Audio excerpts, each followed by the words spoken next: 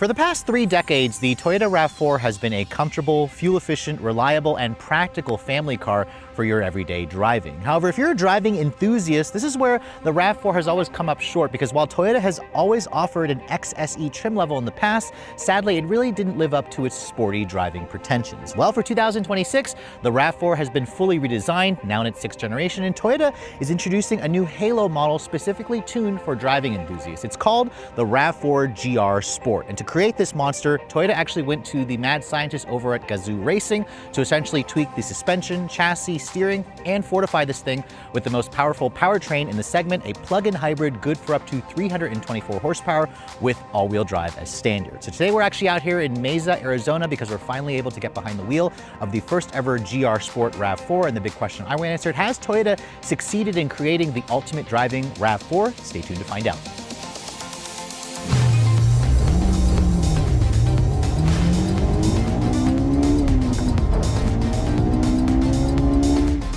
So I must admit, I was pretty skeptical when I saw that Toyota was doing a GR Sport version of the RAV4. I mean, they don't even do a GR Sport version of the Camry, but of course, to create this model, Toyota decided to equip this thing with their most powerful production powertrain ever for a plug-in hybrid. This has the most power in the segment. It combines a 2.5-liter gasoline direct injection 4-cylinder. It's part of their Dynamic Force engine family with 3 electric motors. There's 2 at the front and then a separate electric motor that gives you electronic all-wheel drive. That's going to be standard, of course. The gas engine on its own delivers 183 horsepower and 173 foot-pounds of torque, while the electric motor adds another 201 horsepower and 203 pound-feet of torque. The electric motors actually draw their power from a larger 22.7 kilowatt-hour battery pack, which means Toyota says the combined output for this plug-in hybrid version, in fact, all the plug-in hybrids RAV4s now have 324 horsepower. That's a nice 22 horsepower increase versus the previous generation, and it also makes this car have 20 more horsepower than the luxury equivalent of this vehicle, the current Lexus NX. Now, it all goes out through an electronic CVT transmission, so it's not a traditional CVT, it's an e-CVT, and fuel economy is rated at 41 in the city and 34 on the highway. This is going to be the least efficient version of the plug-in hybrid powertrain, because remember, you can get the plug-in hybrid now on more trims, including the SE, the XSE, and the Woodland Grain. We're going to try to show you guys a separate video on the Woodland Grain, which also has the plug-in hybrid as available. Now, that 22.7 kilowatt-hour battery pack allows this model here to travel up to 48 miles on pure electricity. The Woodland model increases that to 50 or 49, while the XSE and SE give you a maximum of 52 miles. So that's a 10-mile improvement over the previous generation. That's a nice increase. While in terms of charging, the charge port door is actually going to be located here on the passenger side fender. And what's interesting about the GR Sport version of the car is it has a 7 kilowatt onboard charger, which means if you want to plug this thing onto a level 2 at your home or a public charger, Toyota says it'll take roughly 3.5 hours. If you guys go for the XSE or the Woodland trim, Toyota actually offers a CCS combo plug, which means you can fast charge this vehicle up to 50 kilowatts, which Toyota says you can go from 10 to 80% in about 35 minutes. The reason why they don't have the fast charger on the GR Sport is because of weight savings, because remember, this model wants to be more the performance-oriented version. Now, Toyota doesn't quote a 0 to 60 time, but the old RAV4 Prime, or plug-in hybrid, could do 0 to 60 in the mid 5-second range. I wouldn't be surprised to see this model get closer to 5 seconds. We'll try it out when we get out on the road. Toyota didn't announce the top speed, but this model also comes with 20-inch wheels on a summer performance tire. I wouldn't be surprised to see this thing hit like around 140-ish miles an hour.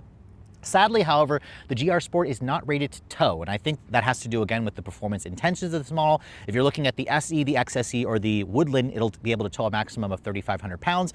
Curb weight, this is obviously going to be a lot heavier versus the standard hybrid, which Toyota doesn't offer on the GR Sport. Curb weight for this model is around 4,400 pounds. Keep in mind the XSE and Woodland trim is around 80 pounds heavier because of the additional equipment that it has that the GR Sport is simply not available with. But let's go ahead and close up the hood here, which, as you can see, is still supported by a prop rod. Gives you a reason to buy a Lexus, because Toyota again wants to, show you that this is supposed to be the more affordable car. But let's talk about the exterior styling, because this model is now part of the 6th generation of the RAV4 family, built on a heavily modified version of the TNGA-K architecture. And this version here, as you can see, is painted in supersonic red with the 2-tone black roof. This color combination is exclusive to the GR Sport. You used to be able to get this on the XSE, but sadly, Toyota now only offers it on the GR Sport. You can see it pairs nicely with the black accented Toyota logo, this kind of unique front fascia, which has this kind of larger honeycomb front grille area with the GR badging. This is all allowing for functional air to kind of pass through because the engine is going to need the cooling. In fact, a lot of the front fascia paired up with the hammerhead headlights, these are the upgraded projector style premium LEDs, which have an LED daytime running light, LED turn signal, LED low and high beam. That's a projector style. And you also have this LED accent light here. This piece right here kind of reminds me of the updated GR Corolla. You can really see that it's part of the GR engine family or the GR performance family. You can see the front splitter is also a little bit more aggressive on this model, and Toyota technically lowered the suspension by 15 millimeters, which allows for around 7.5 inches of ground clearance. So it's not just a look, Toyota has actually tweaked the hardware to give you a much more aggressive stance and improved handling dynamics. You do get a front camera system standard on this trim, along with parking sensors, and in this supersonic red, I think this is definitely the preferred color combination. This is the halo choice, although I would like to see this car in their windshield pearl with the two-tone black. Toyota sadly didn't have that color for us to view on this early first drive. Now moving around the side profile, you can see being built on the same architecture means the dimensions stay pretty much the same, but what you're looking at here for this GR Sport is the longest version of the 6th generation RAV4, and that's because of the much more aggressive front and rear bumpers. So at an overall length of 182.9 inches long and the same 105.9 inch wheelbase, it's the same as the previous generation, but it's around 3 inches or 2 inches longer versus other trim levels of the Toyota RAV4. You can see the wheels are also unique to the GR Sport. They're still a 20-inch wheel with this really nice two-tone machine and gloss black inner painted pocket. It's kind of got like a double 5-spoke design. Toyota says they've also increased the offset of these wheels, even though the tires are the same size as an XSE. So it's riding on a 235 by 50 Dunlop SP Sport Max. So summer performance tires are actually standard on this vehicle. So it kind of shows Toyota's sporting intentions, although that will kind of annoy a lot of buyers who live in a snowbelt state because you're gonna have to swap out these tires. Brakes are also larger on the GR Sport, or technically they're larger just on the plug-in hybrids, 12.9-inch rotors at the front, 12-inch rotors at the back. So they're an inch larger at the front, 1.5 inches larger at the back versus the standard hybrid. The GR does include these red painted calipers, but they are just a single floating design. I was kind of hoping Toyota would put like a Brembo or 4-piston caliper to kind of increase the actual braking performance, but at least you have larger rotors. The suspension has been completely overhauled. They are GR tuned specific dampers, especially at the front, with that lower ride height, improve more aggressive steering tuning. So Toyota says this model isn't just about the looks, they also claim it's going to deliver the performance that you're looking for. The gloss black wheel arch trim pairs nicely, of course, with the supersonic red. The mirror, as you can see, is also, it allows for manual folding, but it's not a power folding feature. You have integrated turn signals, 360 camera, it's gloss black, which pairs nicely, of course, with the gloss black roof. And then you're also noticing this model lacks roof rails, which I'm not sure if you can add it as a dealer accessory. And you're also noticing there's no sunroof. Toyota doesn't even offer a sunroof, a standard sunroof or a pano roof on the GR Sport. I imagine that has to do with the weight savings, but I also think it has to do with cost cutting. I was disappointed to see that a sunroof is not available on this vehicle. And then following me over to the rear, you can see the design of this car is very distinctive, especially on the GR Sport, which gonna catch your eye immediately is this massive wing on the back. Now, it's a relative term, but I have to say this is the biggest wing that I've ever seen on a RAV. It actually has like a stacked design to it. Toyota actually claims this adds functional downforce. Now, they didn't tell us how much in terms of pounds of functional downforce, but I guess I'll just take their word for it. It certainly looks good with the black roof, the red accents. You have the third brake light integrated there. Rear wiper sits at the bottom of the glass, and then you can see the all LED taillights from the other trims carries over here with those vertical LED slats. It's a full LED taillight design. And they don't appear to be any darker on the GR Sport. All of them kind of have this darked out look. I am surprised to see that the RAV4 badging here is actually silver. It's got that black accented super tiny Toyota badge there. And then of course you can see it's got that new Beyond Zero badge there with the PHEV spelled out in black with all-wheel drive. There's also a very large GR Sport badge there. Remember, GR Sport is designed to not be quite as aggressive as full-on GR, but hey, Toyota's kind of going in the right direction here by at least giving it some upgrades. The rear bumper is also unique to the GR Sport. It has some unpainted cladding with some gloss black integrated parking sensors. It's got the camera, of course, back here. The one thing this car should have added, however, was a dual chrome tip exhaust or a quad exhaust. I'm really disappointed to see it's not here. You do have dual exhaust tips underneath, but they're just kind of tucked underneath the vehicle and you can't really see them. And this vehicle obviously doesn't have the ability to tow, so there's no tow hitch. I imagine that's something that owners are going to complain about. I think Toyota should have kept the towing capacity on this model because it's an SUV, you should still be able to tow. Now in terms of the cargo area, you can see a power lift gate is going to be standard on this trim. And the downside with the plug-in hybrid models, or all the plug-in hybrids, is you do have slightly less cargo capacity. However, unless you have the regular hybrid next to you, you're not going to really notice it. Toyota says with the back seats up, you have around 33.6 cubic feet of storage space. You can see the floor is raised up a little bit. There's a nice little mat here with the GR logo. And surprisingly, if you look underneath here, you still get a spare tire, a temporary spare tire. I was not expecting to find that, and that's because the battery pack lives underneath the midsection of the vehicle, underneath the floor. So they did a really great job with the packaging, but it still necessitated them for kind of raising up the floor. When I fold down the back seats here, you can see there's no release lever, but if you fold them down from that angle here, Toyota claims that the maximum cargo capacity is around 63.6 cubic feet of storage space. So that's a reduction of around 6 cubic feet on the top end versus the regular hybrid version. But I like the fact that the floor still remains mostly flat, and this is still a pretty generous cargo area, despite the fact that the battery for this model got around 20% larger.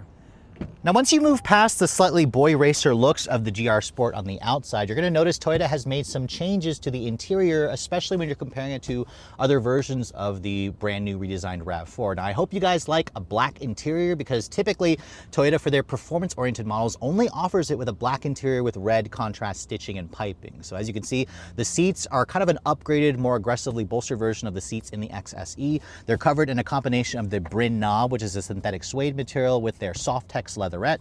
It has the contrast stitching and piping. It has the GR brand in the actual head restraints. These seats are 3-level heated. You have an 8-way or 10-way power driver's seat, a 6-way manual passenger seat. But what confuses me is when I was reading the spec sheet, this trim is supposed to come with heated and ventilated seats and memory seats. As you can see over here, there are no memory seats. So I'm not entirely sure if this is just an early pre-production model and it's missing those features, or if it's a typo and this trim is not supposed to have ventilated seats. I'll find out that later on, and I'll post it as a pinned comment in the video later on. You can see the door panel materials on this trim are definitely nicer versus the last one that I saw at HQ Confidential around 5 months ago. You have a soft touch injection molded plastic here, more of that synthetic Softex right here on this area where you'd rest your elbow. You have a gray painted plastic door handle, of course. Window controls are one touch for all four. No power folding mirrors, but your mirror controls are here. Memory seats would go here if this car had it. And then down here you can see it's kind of a cheaper plastic, but lots of additional storage. But I really like how at least Toyota kept the touch points right here when they were, thinking about this car. There's also alloy sport pedals that's included when you guys go for the GR Sport. This is the only trim to have the alloy pedals, so it's a nice little bright work there to kind of break up the sea of black that you see with within this interior. I do wish that Toyota would offer a red interior at some point. Now, as I get in with 7.5 inches of ground clearance, it has that typical easy step-in height, but it also feels a smidge lower than the XSE that I got out of earlier today. As I shut the door has a more solid sounding thunk here versus the XSE. So I think that has to do with the additional structural bracing that Toyota added for this trim. So that's a nice plus that adds to that impression of quality. Now here's the key fob for the vehicle. You can see this is Toyota's standard intelligent access key with, of course, the GR logo back here instead of the RAV4 logo. So that makes you feel like you have a special model. You have your typical buttons here for lock, unlock, power liftgate, and then a panic function. That's standard equipment on all GRs. And then you can see start stop button is right here, kind of blocked by the steering wheel. But when you turn it on, because this model is only available as a plug-in hybrid, there's no traditional starter noise. Instead, the chime has that traditional Toyota chime. The engine or the car just whirs to life. It says ready in the instrument panel. And then with the GR Sport, the positioning of this car, it does come with their upgraded and larger 12.9-inch touchscreen, which has their newer Toyota Audio Multimedia Interface 2.0, which is part of their Arene software, which this is the first vehicle to introduce it. You can see my phone connected wirelessly automatically via the CarPlay. There's also Android Auto over-the-air updates. The screen quality and the graphics are also much improved versus the prior generation. You can see the native shortcut buttons remain over there. You can tap that, it'll actually expand it out, and that looks really impressive. This screen is not the largest in the class, but compared to the previous generation, which topped out at 10.5 inches, now you top out at almost 13 inches. This is a big upgrade, and I like the fact that Toyota kept traditional buttons and a volume knob here. Dual zone automatic climate control is standard equipment across all trims of the RAV4. And you can see it's very quick and snappy and responsive. When you go back to the native system here, there's a brand new home screen. As you can see, this home screen has much better graphics, and it's also customizable. So you can go into here into customize and rearrange the order of how you want the typical widgets to go. Love that feature. That's something that I complained that Toyota didn't have previously, but they also kept, of course, that there on the side where you can still kind of access the native system quickly. There's the built-in embedded GPS. It's a cloud-based system. The graphics have definitely gotten better. They're still not things super special, but most people are probably going to end up using the the wireless CarPlay and Android Auto, where you can go here and you can go to Google Maps, for example, and check that out. That looks incredible, especially when you make the screen full screen. That looks really nice. Very much improved versus the prior generation. And Toyota also improved the the instrument panel here for the driver display, where you can essentially put the GPS function now in the screen. So that's the traditional 2-dial look. I can also cycle over to the GPS. You can see that brings up Apple CarPlay maps, which is nice. You can also go to a traditional just driver assistance screen, a graphic screen there to show your fuel economy information, a simple just digital speedometer, of course. And you can also go to a single dial look. So there's a lot more customization with this screen, and it also shows a graphic when I change the drive mode selector. There's a choice between 4 modes, including a custom mode where you can custom tailor it. Most of the times, I guess enthusiasts are going to be driving it in the sport mode. We'll try it out when we get the vehicle out on the road later on. When I put the vehicle into reverse, you can see there's your full 360 camera, which includes trajectory, distance markers, cross-traffic braking, of course. The quality and the resolution has gone up tremendously. And when I push this button here, you can see it brings up a 360 perimeter scan where I can actually utilize this like a smartphone, where I can like zoom around the vehicle. I can pinch to get a little bit closer here. The quality and resolution is so much better. It has this really cool see-through view effect where you can actually, use this to your advantage if you're trying to park the car. So this is a big improvement over the, silly, 360 perimeter scan of the prior generation. This is, again, Toyota listening and significantly improving the quality of their technology of this vehicle. Now you can see the lower portion also always shows off the climate control function. So if I click that, you can also expand the climate view if you like and adjust the vents. It just has, again, the 2-level heated seats, the heated steering wheel on this trim. But again, it should have cooled seats. So I'll talk about that in a pinned comment later on once I confirm. In terms of the materials on the dashboard, you can see the soft touch here does not carry over onto this upper portion. Instead, you have a very cheap, scratchy feeling plastic, which this is an early prototype, but I have a feeling this is going to be the final spec. You have some low gloss gray plastic here. There is a nice soft text here where it's nice and padded. This grading material feels a little bit nicer, but it is, again, still hard touch plastic. There's a nice little shelf there. The glove compartment you can see is damped, but not lined with felt. It's a decent bin style, of course. And then your drive mode selector is here, where you can adjust the drive modes. You can switch between EV or hybrid mode. There's also a trail and snow mode, and then there's like a big normal button here. I actually think this is kind of a waste of real estate. They really should have kept a tuning volume here, or tuning knob, like in the prior generation. Your wireless phone charging pad is here.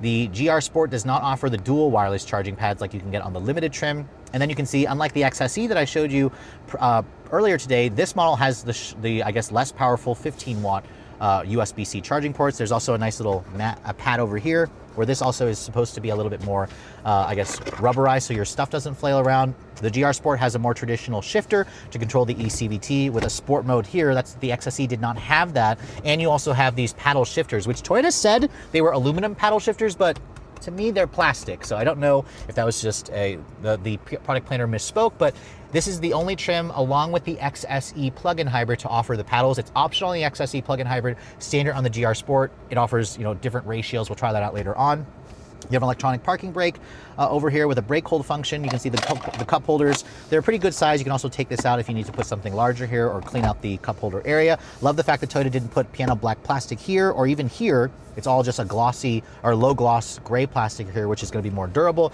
And then you can see the center console is padded, covered in that vinyl material. It also opens up from the driver's side or the passenger side, or you can push on both buttons and take the lid off, and you can also reposition it to use this as kind of like a table. There's inscription here to let people know that you shouldn't be accelerating quickly while putting food or drinks here because it's going to spill. I mean, that's kind of like a hello moment.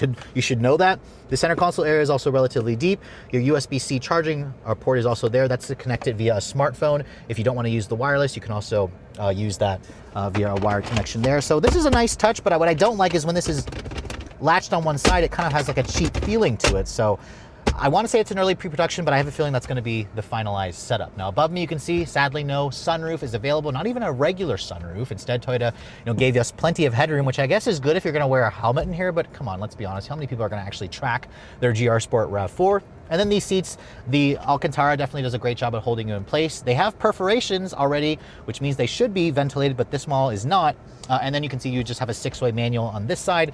An 8-way power would have been nice. Again, you get those features included on the XSE trim. So there's some features that the GR Sport is lacking, including a head-up display. You cannot get a head-up display on this model, but it is standard equipment on the XSE plug-in hybrid, so kind of keep that in mind. So overall, the interior, while it's not the most luxurious feeling, it does have some nice upgrades here like the GR badging, the red stitching, and the more aggressive seats. But overall, it's still a very practical vehicle with tons of space, great technology. And I think people who are looking for just a family car are still gonna really like the interior of the GR Sport version. But let's go ahead and show you guys that back seat area real quick, because while the RAV4 is still the same size on the outside, the back seat space has basically been preserved. Now, as you can see, Toyota kept the combination of the suede and the Softex synthetic leather back here. You do still have the red contrast stitching. These seats do have a recline function, as you can see, or you can fold them down to create almost perfectly flat load floor, which is nice. But once you get back here, you can see the space is definitely usable, but it's not class leading. So this is basically my driving position. Toyota says you have around 37.8 inches of legroom, which, as you can see, there's good foot space underneath here. There's a hump here for the center passenger. You do have rear seat air vents, 2 USB-C charging ports. No heated back seats, though, is available on this trim. You have 2 storage cubbies, and then the material quality back here is the same as the front. So it's a soft touch injection molded plastic, more of that Softex here, padded area here where you'd rest your elbow. It's all hard touch here, of course, for additional storage. No retractable shades. Toyota doesn't even offer that on the limited trim. Some competitors do offer that. And then in terms of the headroom, you can see tons, like 6 inches of additional headroom clearance. So this is great if you guys have taller friends. And if you want to fold this down, you can see there's an armrest with 2 cup holders. So unlike something like, let's say, a GR Corolla, if you're trying to trade out of that because you need more space, the GR Sport RAV4 can actually accommodate a family of 4 people in good comfort. So I was pretty shocked when Toyota announced that they were going to do a GR Sport version of the RAV4, but I'm also happy that they took the mission seriously by giving this car upgraded suspension, the plug-in hybrid powertrain. We have up to 324 horsepower on this model, and let's go ahead and test out the 0 to 60 really quick. So the car is already in sport mode here. We're just gonna brake torque it.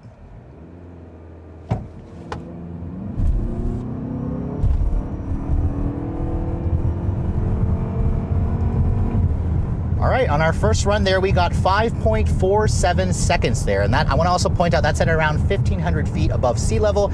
And I also have an extra person, Rob, next to me, who clearly adds so much weight to the car. But we'll wait until we get one back home to test out when I'm just by myself at sea level, because I suspect this car is going to be closer to that 5-second mark, which is honestly very impressive if Toyota can do that. Because remember, the weight of this car is around 4,400 pounds. It has a similar weight as the prior generation, which had 22 less horsepower. And the other great thing about the GR Sport is the, these 20-inch wheels with the adaptive, GR tuned dampers, they actually noticeably make the ride feel a little bit stiffer. But at the same time, I don't find it to be incredibly punishing. The roads here are not great. There's a lot of ruts, a lot of bumps, but I am noticing there's a little bit of impact harshness coming through. The dampers on this car are just sport tuned, but I don't think they're actually adjustable dynamically where you can push a button and make them a little bit softer. But overall, the car accelerates with a nice push. Now, sadly, if you're looking for like a more pleasant sounding exhaust, there's nothing changed here with the exhaust. You still have a naturally aspirated 4-cylinder, and it's not a very pleasant sounding engine, but it's also not quite as noisy as the XSE that I tested just earlier today.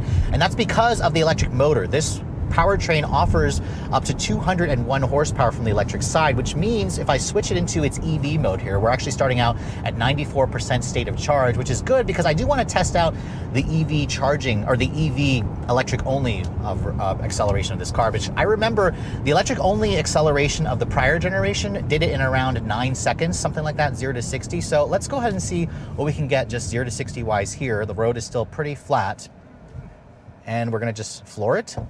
Still in sport mode, and what's great about this car is I can have my foot all the way to the floor and it will stay in pure electric only mode, which is fantastic. Now, getting up to speed here, we got 0 to 60 in 8.92 seconds there. Now that's with it more like a small 1% increase there, which isn't too bad, but 8.9, I would probably suspect at a level ground at sea level, you're probably looking at around 8.5 seconds.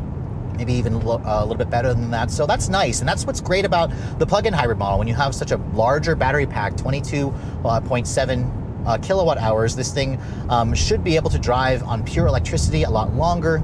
And you can essentially put your foot down all the way and it doesn't actually, wake up the gas engine, which is not something that its competitors are able to do. So I really very much appreciate how, Toyota is giving you that option here. In terms of the driving, the visibility in the GR Sport model is pretty similar to other versions of the RAV4. You can see the view out of the front is nice. This A-pillar is a little bit larger, The view out of the back is also pretty good because it's pretty much completely upright, so I really like how you can see out of the back nicely. Toyota sadly does not offer their digital camera style rear view mirror on this trim, and I also would love to see Toyota do a sunroof on this vehicle. The brakes, they are the same size as the other plug-in hybrid versions, but I would like to see Toyota do upgraded calipers, just upgraded, more bite when you put your foot down. They feel pretty solid at first, but if you're planning to actually track this vehicle, which I don't expect people to actually track this car, that would be, something that I'd be concerned with just a single piston floating caliper.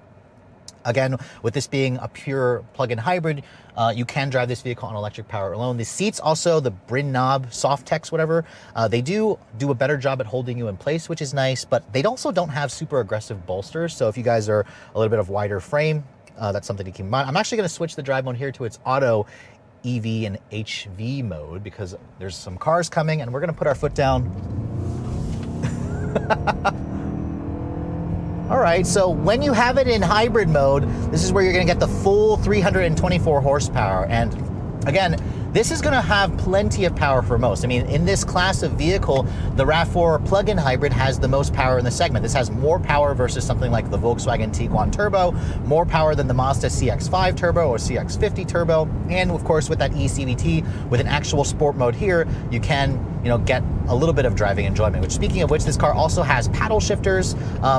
If you start using the paddles, it looks like there's only a total of 6 virtual ratios. Now, remember, this is an eCVT. There are no fixed gears here, but when you start pulling the paddle, you can see it kind of does a decent, actually, it doesn't do anything, I'm kidding, in terms of just rev matching. There's not even a tack. In sport mode, I was kind of hoping this car would give me a tack, but it only lets me go to basically 3rd gear, and when I start pulling the paddles, it's basically useless. So I'm actually kind of questioning why the paddles are even here. I feel like they're only here as just a marketing ploy because I don't think owners are going to use the paddle shifters at all. Now you can use a little bit of regen braking on this car, which will be nice if you guys, are, driving on mountain roads a lot, you're going downhill.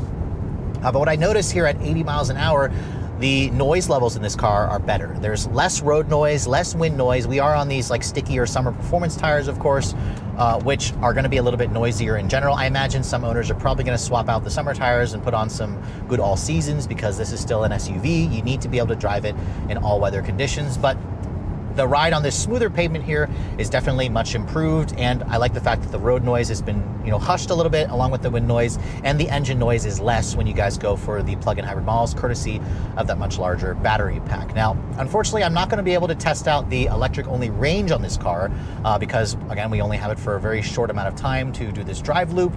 But Toyota claims this model is good for up to 48 miles of pure electric only range. When you combine that with the gas engine and the 14.5 gallon fuel tank, you're looking at around 580 miles of total range, which is not a lot, but it's certainly much more usable. The steering in this car is also relatively quick. It feels much heavier versus the XSE, and you can also tell the suspension feels a little stiffer in this car. It feels like it has less body roll, but it also still does have body roll. So this is definitely a big improvement. It's also the most dynamic handling RAV4 ever. So Toyota accomplished their mission in giving us a RAV that is for driving enthusiasts, but you kind of have to moderate your expectations here. This is not going to be like a BMW X3, for example, or even like an Audi SQ5, but it's nice that Toyota has the option. It really shows that they are trying to make their cars a lot more fun to drive. So I'll be looking forward to getting this car for a full week. We can do some range testing, we can do electric only testing and see how it does there in terms of real world driving. But overall, from a driving perspective, the GR Sport essentially just takes everything that you like about the XSE and just makes the car a lot more dynamic, a little bit more sticky, and it has a much quieter engine noise because of the additional power that you get from the electric only side. So it's been almost a decade since Toyota's CEO Akio made the bold claim that the company would no longer be building boring cars. And while that still very much is the case for some models, the fact that we have a GR Sport branded RAV4 is kind of a big deal from a driving perspective. And after spending the full day here driving the all-new 2026 Toyota RAV4 GR Sport, I have to say I am quite surprised with just how good this car drives. As you guys saw, the plug-in hybrid powertrain was the right choice. I just kind of wish Toyota would have done something with the sound of the engine. I know it's still a naturally aspirated 4-cylinder, but something that has a little bit more pops or crackles, something that just has a little bit more visceral experience, would have improved the actual time behind the wheel. Acceleration is very good. We got 5.4 seconds or 5.47 seconds 0 to 60. I suspect this car will probably be closer to the 5-second mark when we get one back home for a week. I'm also surprised that the electric only 0 to 60 time was under 9 seconds now. I expect it to also be closer to the 8.5, maybe even closer to the low 8-second range, which is a big improvement because Toyota made the electric motors much more powerful. You have a bigger battery pack. Everything about the powertrain here, their 6th generation hybrid synergy drive, just makes this car a lot better. So I'm very impressed, of course, with what Toyota is able to do with this vehicle. Now, in terms of the handling dynamics, this car's suspension upgrades certainly make this the most dynamic RAV4 ever. But at the same time, it's not going to be a car that you're going to be looking for, a track with. It's just going to make this car more enjoyable on your favorite back roads. It essentially drives how I wanted an XSE RAV4 to drive, because the regular XSE is still much too soft. This finally has a little bit more of that button-down European firmness, especially in the suspension and the steering, while also not affecting the ride quality too much, although I'll have to wait until I get one back home to test it out on some broken pavement. The quietness of the interior also got a big upgrade. The technology also got big improvements. The interior space is still pretty much average. So if you're looking for a more spacious vehicle, some of its rivals are going to offer that. Really, Volkswagen's Tiguan Turbo is going to be a good rival to this vehicle, although I do find the RAV's driving dynamics to be a little bit sportier versus the Volkswagens, because technically the VW is not a full-on like Tiguan GTI, although that's something that enthusiasts have been begging Volkswagen to do for quite some time. Now, if you're looking to get your hands on the plug-in hybrid version of the RAV4, you're going to have to wait a little bit longer, because the regular hybrid model is going to be hitting dealership showrooms in December of this year, so around a couple months. Unfortunately, this model, Toyota says, is going to be delayed until the spring or Q1 of 2026, which also includes, of course, the GR Sport, because this is, again, only available as the plug-in hybrid version. And in terms of pricing, we can only speculate here because Toyota didn't have final pricing figures just yet available. The current generation plug-in hybrid X or SE version starts at around $38,000 or just $39,000.